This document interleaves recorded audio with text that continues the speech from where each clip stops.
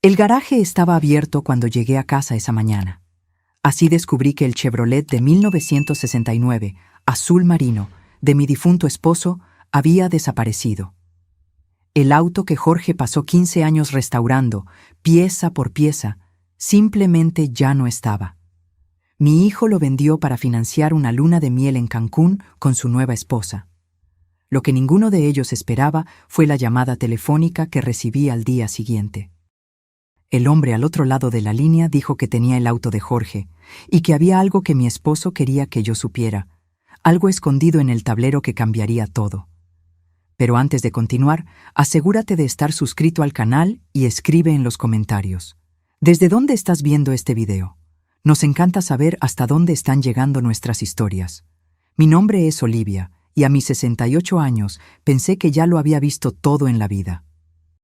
42 años de matrimonio con Jorge, 3 décadas como enfermera en el Hospital Santa Sofía y casi 7 décadas respirando el aire de esta pequeña ciudad en el interior de Guanajuato.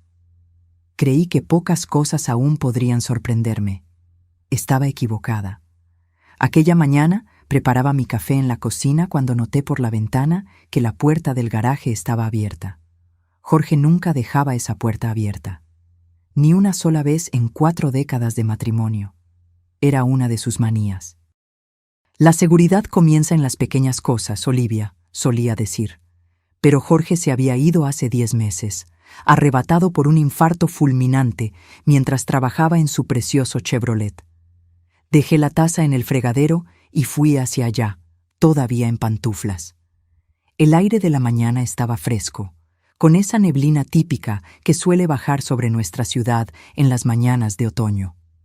Crucé el patio trasero, sintiendo el pasto mojado bajo mis pies. Cuando llegué a la entrada del garaje, me detuve. Mis ojos recorrieron el espacio y mi corazón dio un vuelco.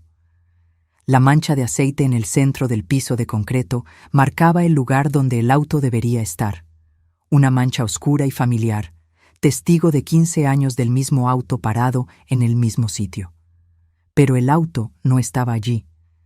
El espacio estaba vacío. Me quedé allí parada, tratando de procesar lo que veía. El banco de trabajo de Jorge permanecía intacto contra la pared del fondo. Sus herramientas aún colgaban en el panel perforado, cada una con su contorno dibujado con rotulador permanente, para que él siempre supiera dónde debía ir cada una. Su caja de herramientas roja cerrada sobre el banco. Su diario de restauración abierto, con su letra pequeña y organizada llenando las páginas. Todo estaba allí, menos el auto. Mi pecho se apretó. Me apoyé en el marco de la puerta y respiré hondo. En décadas como enfermera, había enseñado a cientos de pacientes a usar técnicas de respiración para controlar crisis de ansiedad. Ahora las necesitaba. Inspirar por la nariz, expirar por la boca. No servía. El pánico crecía. Fue entonces cuando escuché el sonido de un motor en la entrada de la casa. Me giré a tiempo para ver el auto importado de Rafael, mi hijo, estacionándose junto al portón. Bajó del vehículo e incluso a la distancia noté que no podía mirarme a los ojos. Su lenguaje corporal lo delataba todo. Hombros curvados, manos en los bolsillos, mirada en el suelo. A su lado, Marcela salió del asiento del pasajero, impecable como siempre, con sus gafas de sol de marca y ropa que probablemente costaba el valor de mi pensión de un mes. Caminé en su dirección, cruzando el jardín. Rafael se detuvo a unos metros del garaje. Sus ojos finalmente se encontraron con los míos. «Mamá», comenzó, titubeante. «¿Dónde está el auto, Rafael?» Tragó saliva moviendo el peso de un pie a otro. «Es de eso de lo que necesitamos hablar. ¿Dónde está el Chevrolet?» «Lo vendí». Las palabras flotaron en el aire como algo físico, pesado.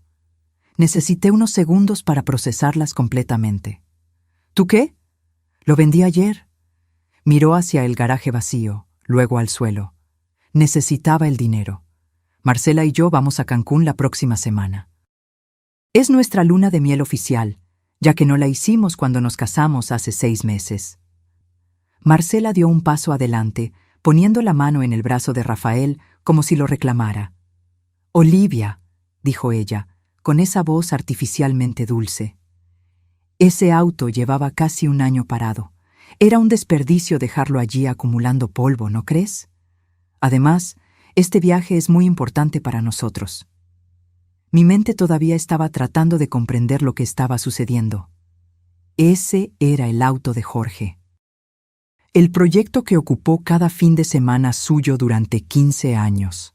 El auto que encontró abandonado en un desguace y juró que un día sería el orgullo de la familia. «¿Cuánto?», pregunté, la voz más firme de lo que esperaba. Rafael pareció sorprendido por la pregunta. «Conseguí un buen precio, 12,000 reales. Para un auto tan antiguo fue un excelente negocio. 12,000 reales. 15 años de dedicación de mi esposo valían 12,000 reales para mi hijo». «Debiste haberme consultado antes», dije, intentando mantener la compostura. «Era el auto de tu padre». «Mamá, tú ni siquiera conduces», respondió Rafael, su voz adquiriendo un tono defensivo. «¿Qué ibas a hacer con él? Papá se fue. Ese auto solo estaba allí. Era pasado. ¿Y crees que puedes simplemente deshacerte del pasado sin consultar a nadie?». Marcela interfirió de nuevo. «Olivia, no vamos a discutir esto, ¿verdad? El auto ya fue vendido. Partimos hacia Cancún el miércoles». «Será maravilloso, ya verás. Te traeremos recuerdos». La miré. Realmente la miré. 2 años desde que Rafael la presentó como novia, 6 meses de matrimonio, y todavía no la conocía de verdad. No sabía dónde había crecido, qué le gustaba hacer, cómo era su familia. Mantenía a todos a distancia con esa sonrisa que nunca alcanzaba sus ojos. «Esto es entre mi hijo y yo», respondí. «Soy su esposa», replicó ella, inflexible. «Lo que es entre ustedes dos es entre todos nosotros». Rafael está intentando construir una vida. Los dos lo estamos. Sin duda entiendes eso. No respondí. Miré a mi hijo, esperando que dijera algo, que se pusiera de mi lado, que al menos reconociera lo que había hecho. Pero él permaneció en silencio, el brazo bajo el firme agarre de la mano de Marcela. «Tenemos que irnos», dijo finalmente. «Aún tenemos que terminar de comprar algunas cosas para el viaje». «Sí, tenemos muchas maletas que hacer», completó Marcela con una sonrisa. «Te mandaremos fotos de la playa, Olivia. Te encantará ver. Es tan hermoso allí, tan romántico». La crueldad de ese comentario para una viuda de 10 meses me golpeó como una bofetada. Subieron al auto sin más palabras. Cuando el vehículo se alejaba, Marcela bajó la ventanilla. «Cuídate, Olivia. Nos vemos cuando volvamos». Me quedé parada, observando el auto hasta que desapareció en la curva. Entonces regresé al garaje y me situé en el centro, exactamente donde la mancha de aceite marcaba el lugar del Chevrolet. El silencio se sentía diferente sin el auto, más vacío, más definitivo. Tomé el diario de restauración de Jorge, abierto sobre el banco. La última entrada era de 2 semanas antes de su muerte. Su letra parecía un poco más temblorosa de lo normal, tal vez ya presintiendo algo. Casi terminando el tapizado. «Después de eso, este bebé estará listo para nuestro viaje a la costa. Olivia finalmente aprenderá a conducirlo, incluso si tengo que arrastrarla al asiento del conductor». Cerré el diario y lo apreté contra mi pecho. Él tenía planes. Planes para nosotros, para ese auto, para nuestro futuro juntos. Y ahora todo había desaparecido. Volví a la casa y me senté a la mesa de la cocina, el diario todavía en mis manos. El café que había preparado estaba frío. No importaba. No podría tragar nada de todas formas. Me quedé allí por horas, hojeando el diario de Jorge, leyendo sus notas meticulosas sobre piezas, medidas, ajustes. Cada página era un testimonio de su amor y dedicación. Cuando el sol comenzó a ponerse, cerré el diario. Ya había llorado todas las lágrimas que podía ese día. No sabía qué hacer a continuación, pero sabía que necesitaba hacer algo.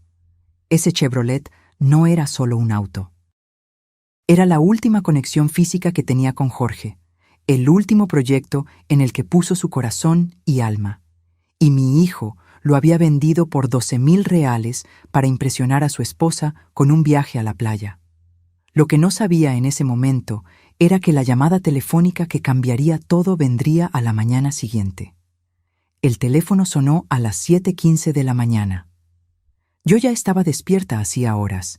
El sueño me había abandonado por completo después de los acontecimientos del día anterior. Estaba en la cocina, mirando fijamente una taza de café que no podía beber, cuando el timbre estridente cortó el silencio. Número desconocido. Dudé, pero contesté. ¿Doña Olivia? Una voz masculina, grave y educada. Mi nombre es Antonio Mejía, de Mejía Restauraciones Clásicas. Tengo el auto de su esposo. Mi corazón se disparó. ¿El Chevrolet? Así es. Su hijo lo trajo a mi taller ayer. Necesito que venga aquí lo antes posible. Hay algo que Jorge le dejó y que su hijo no sabe. Mi mente intentaba procesar esas palabras. ¿Cómo conocía usted a mi esposo? Hubo un suspiro al otro lado de la línea. Jorge y yo éramos amigos desde hace más de 20 años, señora. Trabajábamos juntos en ese auto. Estuve en su funeral, pero no pude hablar con usted ese día. Por favor, venga a mi taller tan pronto como pueda. Es importante. Me dio la dirección. Un área industrial en las afueras de Guadalajara. Prometí estar allí en 1 hora. Me vestí rápidamente. Tomé mi bolso y las llaves del auto que rara vez usaba. Un pequeño Fiat que Jorge insistió en que tuviera, aunque yo apenas supiera conducir. Hoy sería necesario. El taller de Antonio era un cobertizo amplio y bien cuidado, con diversos autos antiguos estacionados en el área exterior. Un hombre de unos 60 años, cabello gris y manos curtidas, me esperaba en la entrada. Estacioné y salí del auto. ¿Doña Olivia? Extendió la mano. Soy Antonio. Estreché su mano. Firme, honesta. ¿Usted dijo que tiene el auto de mi esposo? Por favor, acompáñeme. Me guió a través del taller. El olor a aceite, gasolina y cuero me recordó inmediatamente el garaje de Jorge. En el fondo del cobertizo, cubierto por una lona, estaba la inconfundible forma del Chevrolet 1969. Antonio retiró la lona con un movimiento suave. Allí estaba él, en su gloria completa. La pintura azul marino brillaba bajo las luces del cobertizo. El cromo reluciente, el tapizado de cuero beige impecable. Jorge había finalizado más de lo que imaginaba. Está hermoso, susurré, pasando la mano por el capó. Jorge terminó la restauración 3 semanas antes de morir, dijo Antonio. Vino aquí para que hiciéramos los últimos ajustes juntos, y fue cuando me pidió un favor especial. Lo miré intrigada. Jorge me pidió que instalara un compartimento secreto. Antonio señaló el tablero del auto. Por favor, siéntese en el asiento del conductor. Abrí la puerta y me deslicé al interior. El olor a cuero nuevo mezclado con el ligero aroma de la colonia que Jorge siempre usaba me envolvió. Por un momento, sentí como si él estuviera allí conmigo. Jorge me hizo prometer que, si algo le sucedía, yo me aseguraría de que usted supiera de este compartimento. Solo usted. Antonio se inclinó y señaló un pequeño mecanismo escondido detrás de la radio. Presione aquí y jale hacia abajo. Hice lo que me indicó. El tablero se abrió, revelando un espacio oculto. Dentro había un sobre marrón y una pequeña caja de madera. Antonio retrocedió. La dejaré a solas. Estaré afuera cuando termine. Cuando salió, tomé el sobre con manos temblorosas. Mi nombre estaba escrito en el frente con la letra inconfundible de Jorge. Lo abrí y saqué varias hojas de papel. La primera era una carta dirigida a mí, fechada 3 semanas antes de su muerte. Mi querida Olivia, si estás leyendo esto, significa que ya partí y que algo sucedió con el auto que te hizo buscarlo. Perdóname por no compartir esto contigo mientras estaba vivo, pero necesitaba estar seguro antes de alarmarte a ti y a Rafael. Hay algo que necesitas saber sobre Marcela. En los últimos 8 meses he estado investigando su historia. Ella no es quien dice ser.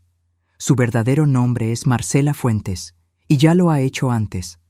2 veces, al menos. El patrón es siempre el mismo. Se acerca a hombres de mediana edad con padres mayores y bienes familiares. Después del matrimonio, comienza a sugerir que el padre o madre mayores no están bien, que necesitan cuidados especiales. Eventualmente, convence al esposo de vender la casa familiar u otros bienes para financiar tratamientos o garantizar una vida mejor. Luego, desaparece con el dinero.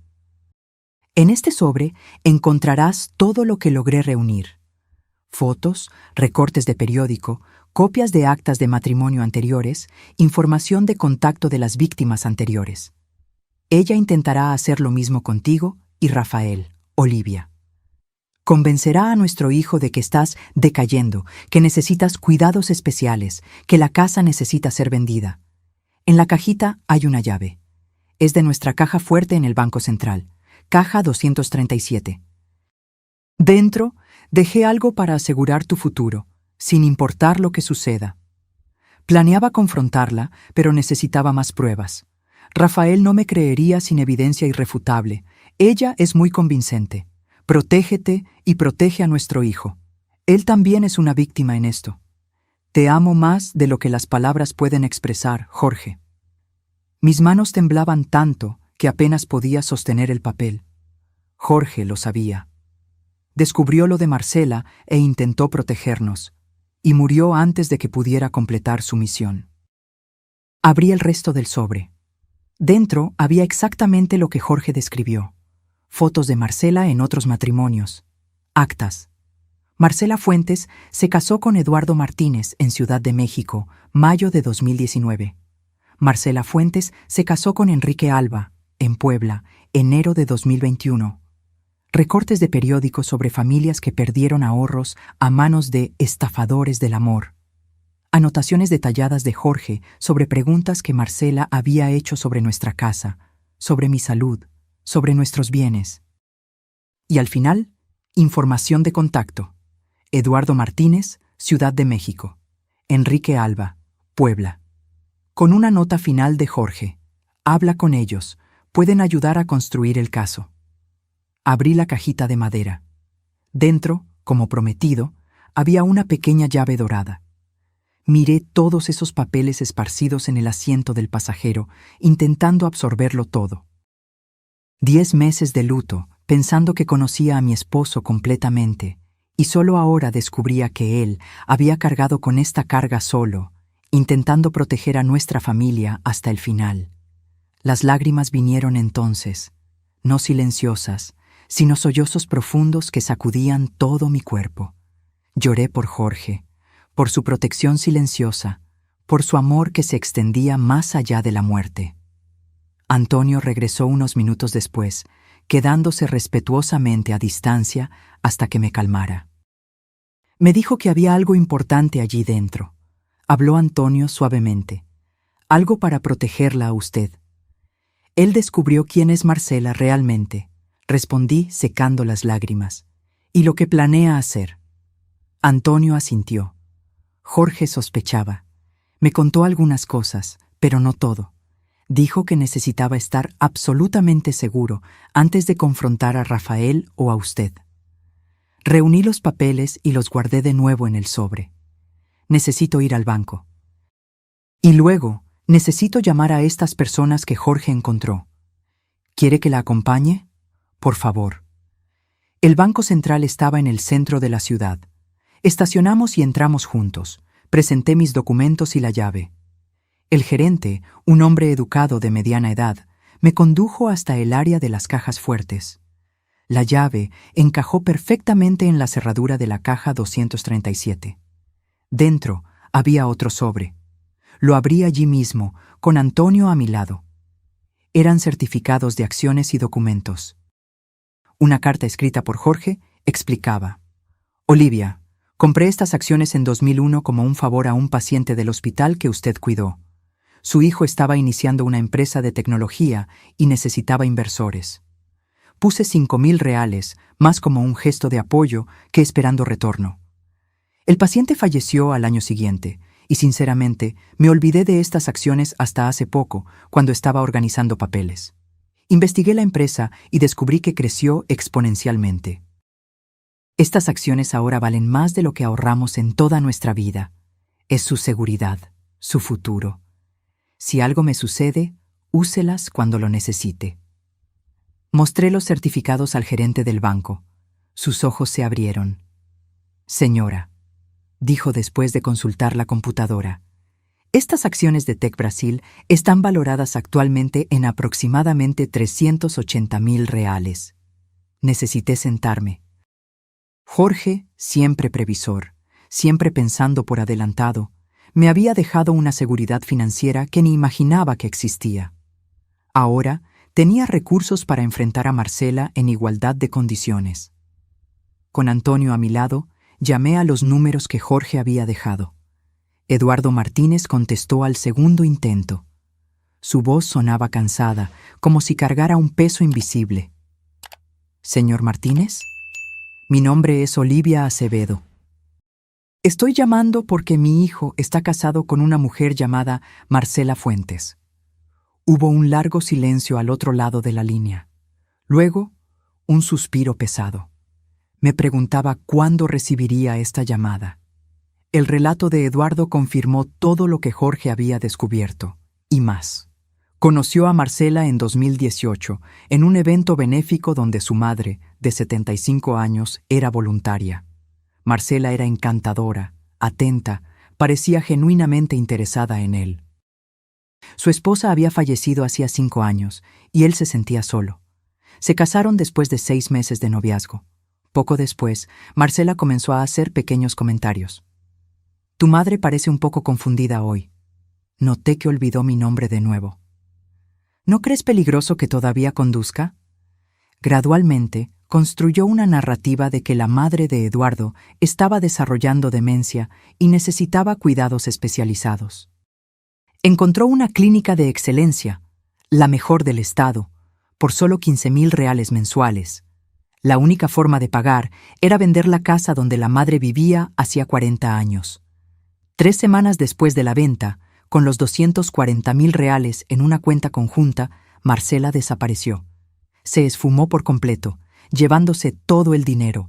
La madre de Eduardo falleció 8 meses después, en una institución de bajo costo que era todo lo que él podía pagar. Ella seguía preguntando cuándo podría volver a casa, dijo él, la voz embargada. Y yo seguía diciendo pronto, pero ya no había casa a la que volver. La historia de Enrique Alba siguió un patrón similar. Conoció a Marcela en el velorio de su padre en 2020. Ella estaba allí apoyando a una amiga, dijo. Encontró a Enrique después y expresó condolencias, diciendo que también había perdido a alguien querido recientemente. Comenzaron a salir. Se casaron en menos de 1 año. El padre de Enrique había dejado un pequeño taller mecánico, negocio de la familia por 3 generaciones. Marcela sugirió que lo vendieran. Demasiado estrés, argumentó. Vende, toma el dinero, viajemos, empecemos de nuevo. Enrique vendió por 170.000 reales. El dinero fue a una cuenta conjunta. 5 días después, Marcela desapareció con todo. Lo peor no fue el dinero, dijo Enrique. Fue la pérdida de la historia familiar. Ese taller tenía herramientas que usó mi abuelo. Tenía recuerdos, era parte de quien soy. Ambos hombres me alertaron. Marcela investigaba a sus víctimas cuidadosamente. Sabía todo sobre ellas incluso antes de acercarse. El patrón era siempre el mismo. Primero, la fase de noviazgo perfecto. Luego, el matrimonio rápido. Enseguida, la preocupación por los padres mayores o bienes familiares. Por último, la desaparición con todo lo que conseguía. ¿Su hijo ya firmó algún poder? ¿Ella ya tiene acceso a sus cuentas o su casa?, preguntó Eduardo. Aún no. Entonces tiene tiempo, pero sea cuidadosa. Es extremadamente manipuladora. Si usted simplemente la acusa, ella pondrá a su hijo en su contra. Cuando colgué, Antonio y yo permanecimos en silencio por unos minutos. procesándolo todo. Jorge sospechaba de esto, dijo él finalmente. Vino a buscarme hace unos 10 meses, antes de morir. Dijo que había algo mal con la esposa de Rafael, pero necesitaba pruebas antes de confrontarlo. ¿Por qué no me lo contó? Dijo que usted ya tenía muchas preocupaciones en el hospital, que si estaba equivocado, solo causaría problemas innecesarios, y si tenía razón, bueno, quería estar absolutamente seguro antes de lanzar esa bomba. Antonio sacó una tarjeta de presentación del bolsillo. Jorge también contrató a un investigador privado, Marcos Luna. Él puede ayudar a reunir más pruebas. Tomé la tarjeta y miré el Chevrolet estacionado allí. ¿Mi hijo le vendió este auto a usted? Antonio asintió. Por 12,000 reales. Él no tenía idea del valor real. Un Chevrolet 1969, completamente restaurado como este, vale por lo menos 100,000 reales, tal vez más para un coleccionista. El impacto de esa información me golpeó como un puñetazo. Mi hijo había sido engañado por Marcela en todos los sentidos. ¿Qué vamos a hacer ahora?, pregunté. Primero, necesitamos documentar todo, reunir todas las pruebas. Y luego, necesitamos hacer que su hijo vea la verdad por sí mismo. Sabía que tenía razón. Rafael no me creería si simplemente llegaba con acusaciones contra su esposa. Él necesitaría descubrirlo por su cuenta. Así comenzó mi misión para salvar a mi hijo y preservar el legado que Jorge dejó para proteger a nuestra familia. Esa noche, me senté a la mesa de la cocina y comencé a listar todo lo que había notado sobre Marcela en los últimos 2 años. Cosas pequeñas que aisladamente parecían inofensivas, pero juntas formaban un patrón perturbador. Hace 3 meses, Marcela comenzó a hacer comentarios sobre que yo parecía cansada o confundida. Hace 2 meses, Rafael me preguntó dónde guardaba la escritura de la casa y otros documentos importantes. Hace 6 semanas, durante una visita, Marcela tomó fotos de todas las habitaciones, alegando que quería ideas de decoración. Hace 1 mes, Rafael mencionó que yo había olvidado un almuerzo que acordamos, pero yo nunca había aceptado tal almuerzo. Hace 2 semanas, un folleto de una residencia de ancianos se cayó del bolso de Marcela cuando lo abrió para tomar el celular. Solo investigando para una tía, explicó rápidamente. El patrón se estaba formando exactamente como Jorge había previsto, exactamente como Eduardo y Enrique describieron. Marcela estaba construyendo pacientemente la narrativa de que yo estaba decayendo, preparando el terreno para convencer a Rafael de que yo necesitaba cuidados especiales. A la mañana siguiente, llamé a Marcos Luna, el investigador privado que Jorge había contratado. Aceptó reunirse conmigo inmediatamente en una cafetería cerca del hospital donde había trabajado. Un hombre de unos 50 años, con mirada atenta y postura discreta. Jorge era mi amigo, dijo después de que expliqué la situación. Cuando falleció, continué la investigación por mi cuenta, esperando que Marcela hiciera algún movimiento. No podía contactar directamente a la señora a menos que ella actuara, conforme prometía Jorge. Marcos abrió su carpeta y mostró lo que había reunido en los últimos meses, historial de la actividad en línea de Marcela. Bajo un seudónimo, participaba activamente en foros de cuidadores, haciendo preguntas sobre cómo convencer a ancianos tercos de que necesitaban asistencia.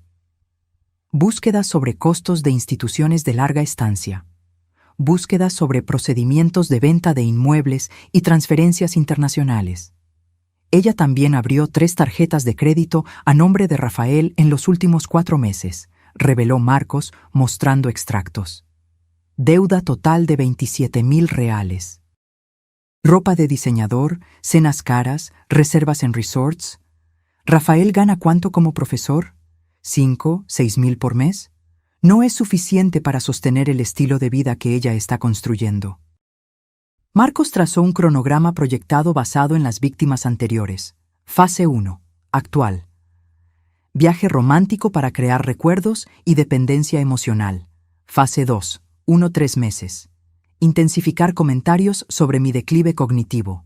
Fase 3, 3-6 meses. Buscar diagnósticos médicos cuestionables. Fase 4, 6, 8 meses. Presionar para la venta de la casa e institucionalización. Su casa está pagada, ¿verdad? ¿Cuánto vale aproximadamente? Cerca de 350,000. Es exactamente a lo que apunta, junto con cualquier otro ahorro, o bien que usted y Rafael posean. ¿La policía puede hacer algo? Aún no. Ella no ha cometido ningún delito en esta ciudad. Los fraudes anteriores fueron en otras jurisdicciones. Hasta que ella efectivamente cometa fraude aquí o se apropie indebidamente de valores, las autoridades no pueden actuar oficialmente. ¿Entonces esperamos hasta ser perjudicados? Construimos el caso ahora. Documentamos todo. Cuando ella actúe, estaremos listos. Me miró con seriedad. Y Rafael necesita descubrir la verdad por sí mismo. Si usted simplemente se lo cuenta, ella lo convencerá de que está siendo paranoica o confusa, lo que encaja perfectamente en la narrativa que ella está construyendo. Sabía que tenía razón. Para salvar a mi hijo, necesitaría ser tan estratégica como Marcela. Rafael y Marcela partirían hacia Cancún en 2 días. Necesitaba actuar rápidamente. Con la ayuda de Antonio, Marcos y el acceso a los recursos que Jorge proveyó, elaboramos un plan. Primero, fui al banco y transferí una parte de las acciones a una nueva cuenta a mi nombre, con acceso restringido.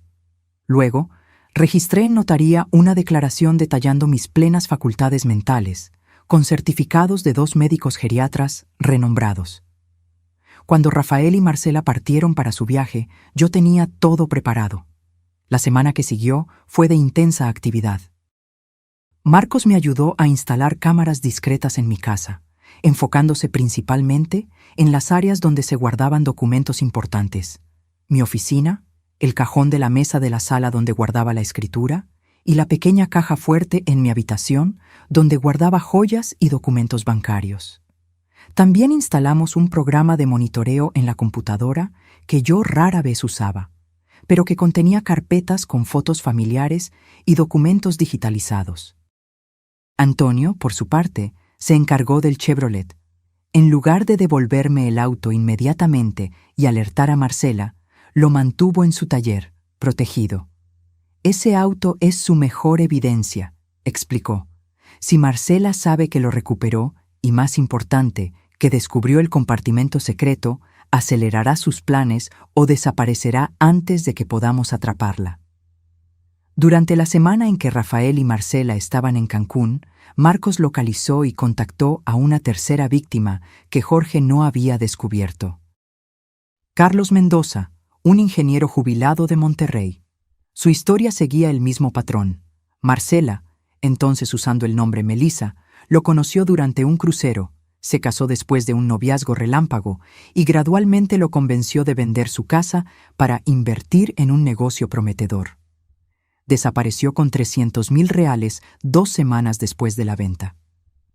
Tengo pruebas suficientes para un caso criminal sólido, dijo Marcos durante nuestra reunión del viernes. Pero necesitamos atraparla infraganti.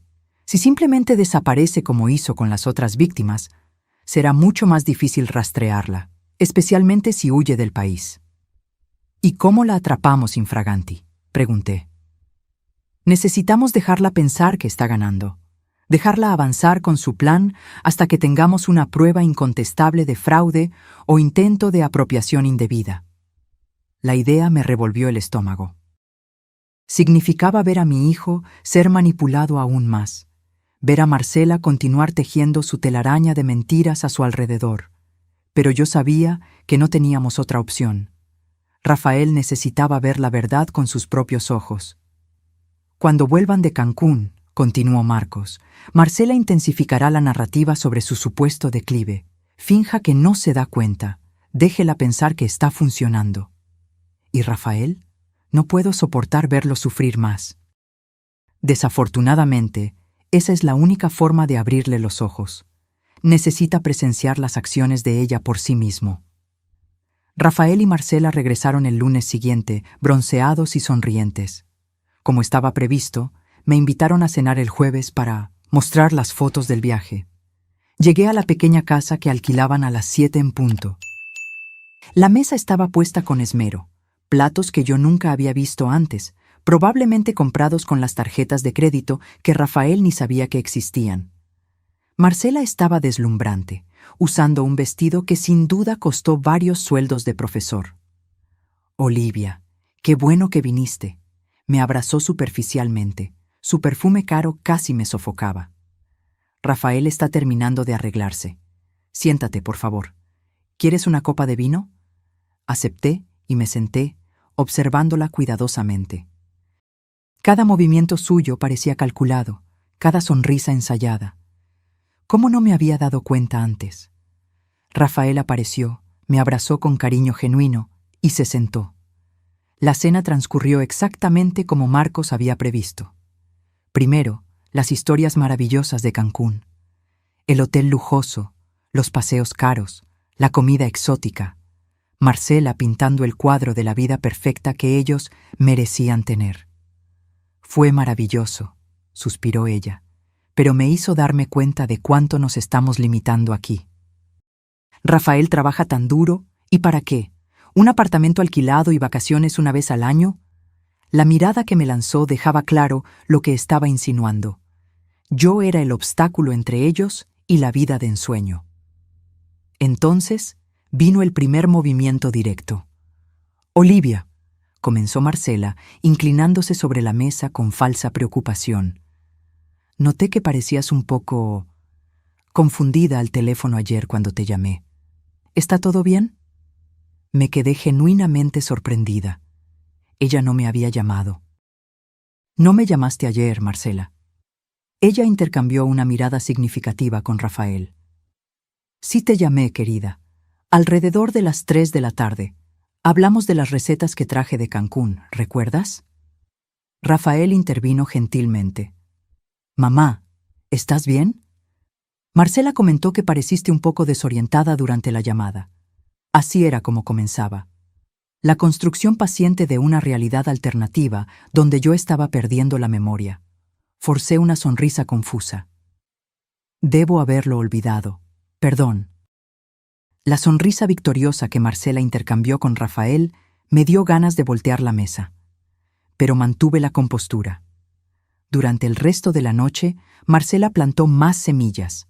Mencionó, casualmente, que yo había mezclado los nombres de mis nietos. No tengo nietos. Comentó cómo la casa donde vivo debe ser difícil de mantener sola, y sugirió que yo parecía más delgada, como si no estuviera alimentándome bien. Cada comentario era una pequeña gota de veneno, cuidadosamente administrada para no despertar sospechas, y cada uno era apoyado por Rafael, que mostraba creciente preocupación por mi bienestar. Cuando la noche terminó y me preparé para irme, Marcela hizo su movimiento final. Olivia, estábamos pensando, dijo dulcemente, sosteniendo la mano de Rafael. Quizás es hora de considerar algunas opciones para hacer tu vida más fácil. Esa casa es tan grande para ti sola.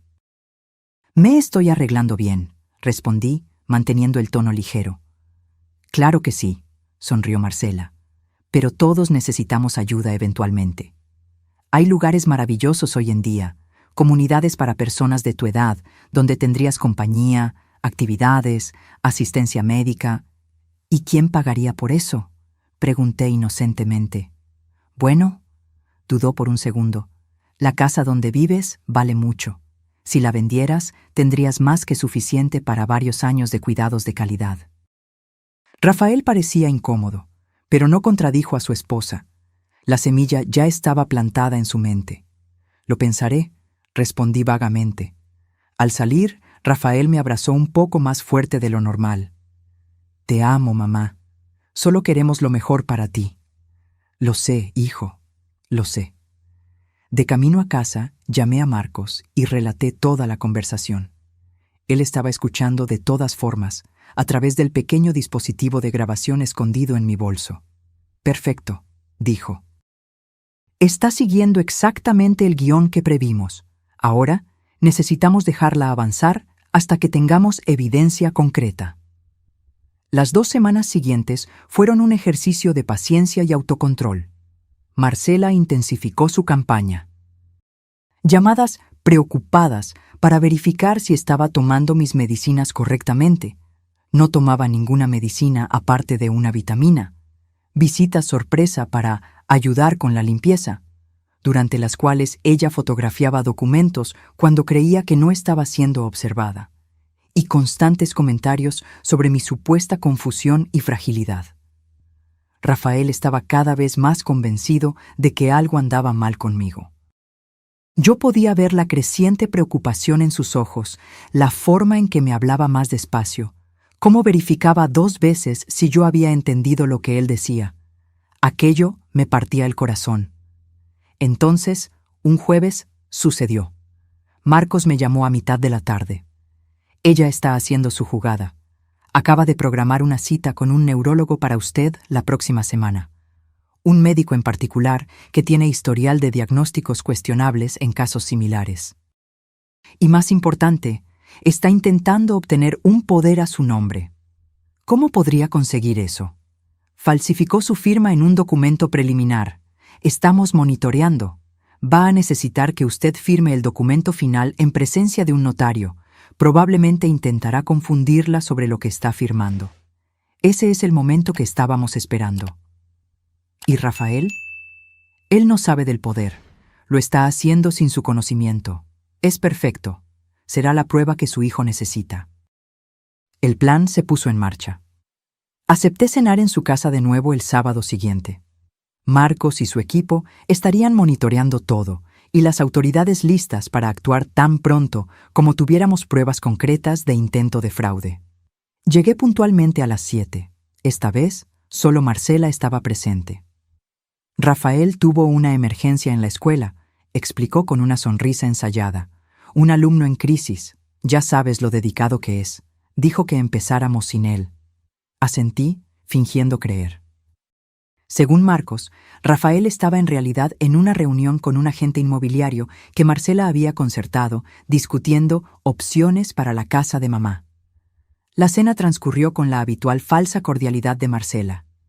Entonces, cuando sirvió el postre, hizo su movimiento. Olivia, antes de que Rafael vuelva, hay algo que me gustaría resolver contigo, para tu propia protección. Sacó un sobre del cajón lateral del aparador. Dentro había varios documentos oficiales. Son solo unos papeles para asegurar que podamos ayudarte en caso de que algo suceda, explicó, deslizando los documentos hacia mí. Un poder simple, para emergencias médicas y administrativas. Examiné los papeles lentamente, como si estuviera confundida. Era exactamente lo que Marcos había previsto. Un poder amplio que le daría a Marcela, no a Rafael, noté, control completo sobre mis finanzas, propiedades y decisiones médicas. Necesitamos un testigo para esto, ¿no? Pregunté inocentemente. Ya me encargué de eso, respondió Marcela rápidamente, revisando el reloj. Un amigo notario está en camino, él hará todo oficial. ¿Y Rafael? ¿Él sabe de esto? Un destello de irritación cruzó por sus ojos. Claro que sabe. Fue idea suya, de hecho. Está preocupado por ti, Olivia. Todos lo estamos. El timbre sonó. Marcela sonrió. Debe ser el notario. Pero cuando abrió la puerta, no era el notario esperado. Era Marcos, acompañado por un oficial de policía y Rafael, que parecía completamente desorientado. ¿Qué está pasando?, preguntó Marcela, intentando mantener la compostura. ¿Quiénes son ustedes? Marcela Fuentes, dijo el oficial. ¿O debo decir Linda Olivera? Tenemos algunas preguntas sobre intento de fraude, falsificación de documentos y desvío de recursos. Rafael miraba de Marcela a mí, confusión y shock en su rostro. Mamá, ¿qué está pasando? Me levanté y tomé el sobre que Jorge había dejado en el compartimento secreto del auto. Hijo, hay algo que necesitas ver, algo que tu padre descubrió antes de morir. Lo que siguió fue la hora más dolorosa que hemos vivido como familia. Le mostré a Rafael todas las evidencias que Jorge había reunido. Marcos presentó sus propios descubrimientos, las tarjetas de crédito fraudulentas, las falsificaciones, las comunicaciones de Marcela con el falso neurólogo, planeando un diagnóstico de demencia para mí. El golpe final fue la grabación de video hecha minutos antes, cuando Marcela admitió que el poder era idea suya, no de Rafael. Durante todo el tiempo, Marcela alternaba entre negaciones vehementes y acusaciones de que yo estaba manipulando a mi hijo en su contra.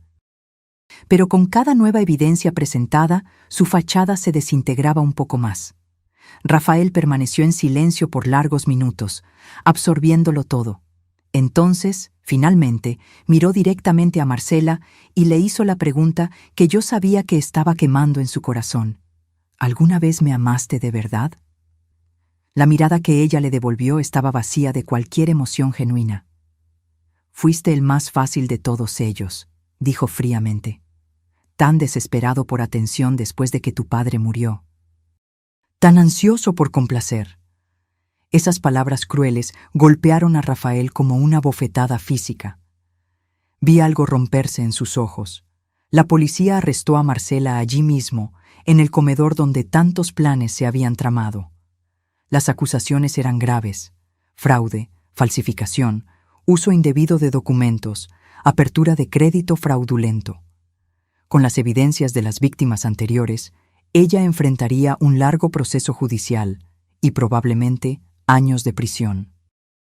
Cuando se la llevaron, Rafael y yo nos quedamos solos en la casa que habían compartido. Él estaba sentado en el sofá, mirando a la nada, completamente devastado. «¿Cómo pude ser tan estúpido?», murmuró finalmente. Me senté a su lado y tomé sus manos. «No fuiste estúpido, hijo, fuiste amado. Personas como ella son expertas en manipulación. Saben exactamente qué botones tocar, qué vulnerabilidades explotar». «Papá lo sabía», dijo, la voz embargada. «Intentó avisarme, ¿no es así? En los últimos meses, antes de morir, me hacía preguntas sobre ella, sobre nuestros planes. Pensé que estaba siendo entrometido. Tu padre estaba intentando protegernos, hasta el final». Rafael se derrumbó entonces, sollozos profundos sacudiendo su cuerpo. Lloró por el padre que había perdido, por el matrimonio que nunca fue real, por la traición que había sufrido. Lloró hasta no tener más lágrimas. Y yo lo abracé, como había hecho tantas veces cuando era niño. Algunos dolores solo el tiempo puede curar. En las semanas que siguieron, iniciamos el lento proceso de reconstrucción.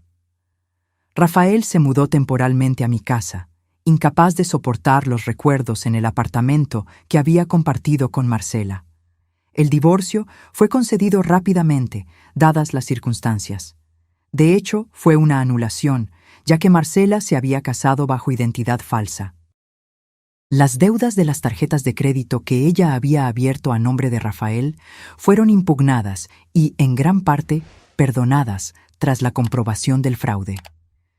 Antonio finalmente trajo el Chevrolet 1969 a casa, estacionándolo en el garaje donde siempre estuvo. Ver ese espacio lleno de nuevo fue como tener un pedazo de Jorge de vuelta. Una tarde, encontré a Rafael en el garaje, sentado en el asiento del conductor del Chevrolet, hojeando el diario de restauración de Jorge. «Documentó todo», dijo Rafael, admiración en su voz. «Cada tornillo, cada ajuste, cada decisión. 15 años de trabajo paciente». «Tu padre era así», respondí, apoyándome en la puerta del auto. «Meticuloso, previsor, siempre pensando por adelantado». «Quería haber heredado más de él», murmuró Rafael. «Heredaste más de lo que imaginas». Cerró el diario cuidadosamente. «Quiero aprender sobre este auto, mamá. Todo sobre él. Quiero continuar lo que papá empezó». Sonreí. A él le gustaría eso. En las semanas siguientes, Rafael pasó cada hora libre en el garaje, aprendiendo sobre el Chevrolet a través del diario de Jorge. Estudió cada sistema, cada pieza, cada característica. Cuando no entendía algo, llamaba a Antonio, que pacientemente lo guiaba. Poco a poco, vi a mi hijo reencontrar algo que había perdido. No era solo el conocimiento sobre autos, era una reconexión con su padre, un reencuentro con valores que habían sido temporalmente oscurecidos por la manipulación de Marcela. 6 meses después del arresto de Marcela, en una mañana de sábado soleada, Rafael me llamó al garaje. ¿Estás lista?, preguntó, un brillo en los ojos que no veía hacía mucho tiempo. ¿Para qué? Para tu primera clase de conducción en el Chevrolet. Mi corazón dio un salto. Rafael, tengo 68 años. Nunca fui buena conductora. Papá quería enseñarte, dijo suavemente. Está aquí en el diario. Él planeaba un viaje por la costa, solo ustedes dos, tan pronto como terminara la restauración. Decía que iba a enseñarte a conducir este auto, aunque tuviera que arrastrarte al asiento del conductor. Lágrimas vinieron a mis ojos. ¿Él dijo eso? Palabra por palabra. Rafael abrió la puerta del pasajero. Ahora soy yo quien te enseñará, en su memoria. Esa mañana, salimos por primera vez en el Chevrolet, yo al volante, Rafael pacientemente guiándome. El motor ronroneaba suavemente, respondiendo al más ligero toque. Era como si Jorge estuviera allí con nosotros, en cada vibración del auto que él había restaurado con tanto amor. Condujimos por las calles tranquilas de nuestra pequeña ciudad. Luego tomamos la carretera que llevaba a Acapulco. El viento entraba por las ventanillas abiertas, trayendo el olor a mar. Nunca me había sentido tan libre, tan viva. Él estaría orgulloso de ti, mamá, dijo Rafael, mientras yo ganaba confianza al volante. De nosotros dos. Él salvó a nuestra familia, ¿sabes?, respondí. Incluso después de irse, encontró una manera de protegernos. Las acciones que Jorge dejó en la caja fuerte del banco no solo me dieron seguridad financiera, sino que también permitieron que ayudara a Rafael a empezar de nuevo. Compramos una pequeña casa para él cerca de la mía e invertimos juntos en un negocio. Rafael abrió un pequeño taller de restauración de autos clásicos con la mentoría de Antonio. Eduardo, Enrique y Carlos, las otras víctimas de Marcela, se convirtieron en amigos y ocasionalmente nos visitan. Hay una solidaridad entre aquellos que sobrevivieron al mismo depredador. En cuanto a Marcela, fue condenada a 12 años de prisión por múltiples acusaciones de fraude, falsificación y apropiación indebida.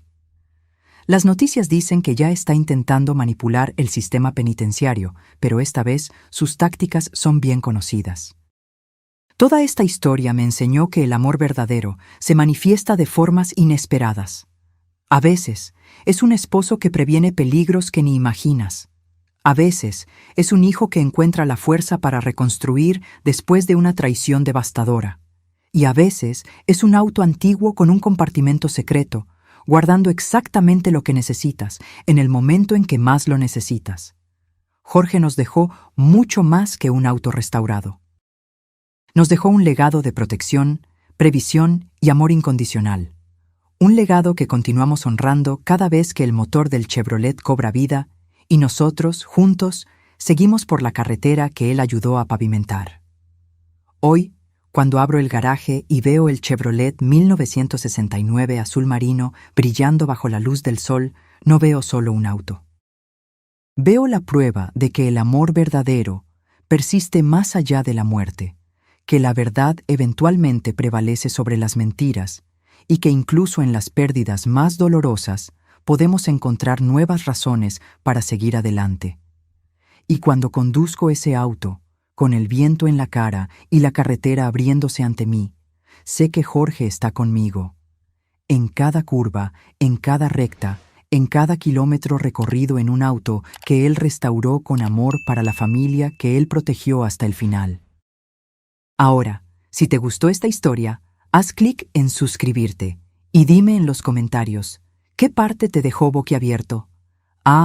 Y no olvides hacerte miembro para tener acceso a videos exclusivos que no publico aquí. Te espero allí.